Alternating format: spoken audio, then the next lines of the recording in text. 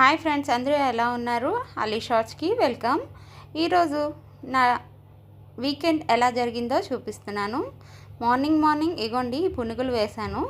ఆ పునుగులకి ఇగోండి చట్నీ రెడీ కావాలి కదా, టమాటా ఉల్లిపాయ చట్నీ చేస్తున్నాను.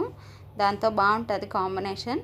అందుకని అది కొంచెం చల్లారాలి కాబట్టి దాన్ని ఒక సైడ్కి పెట్టానండి. అది చల్లారిన తర్వాత ఇదిగోండి మిక్సీలో వేసి దాన్ని రుబ్బేసానండి. అదే చట్నీ అయిపోయింది. అండ్ నెక్స్ట్ ఇగోండి ఈరోజు తొలి ఏకాదశి కదా, వీకెండ్ మీకు తెలుసు.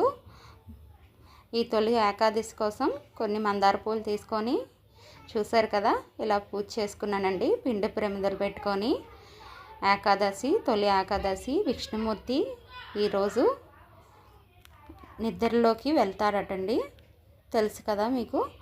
అగోండి అందుకే ప్రమిదలు పెట్టి ఇలాగా పిండి ప్రమిదలతో జ్యోతి పెడితే ఈరోజు మంచిదని పిండి ప్రమిదలతో పెట్టి చేశానండి.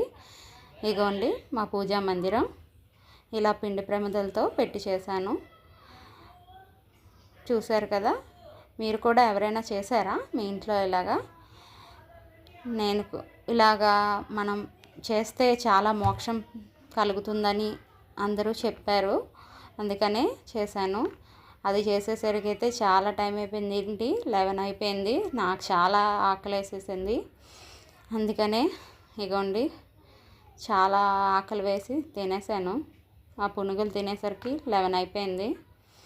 అండ్ నెక్స్ట్ వచ్చేసి ఇగోండి రైస్ ప్రిపేర్ చేస్తున్నాను మధ్యాహ్నం వంట కోసం. అండ్ రసం అగోండి మరుగుతుంది.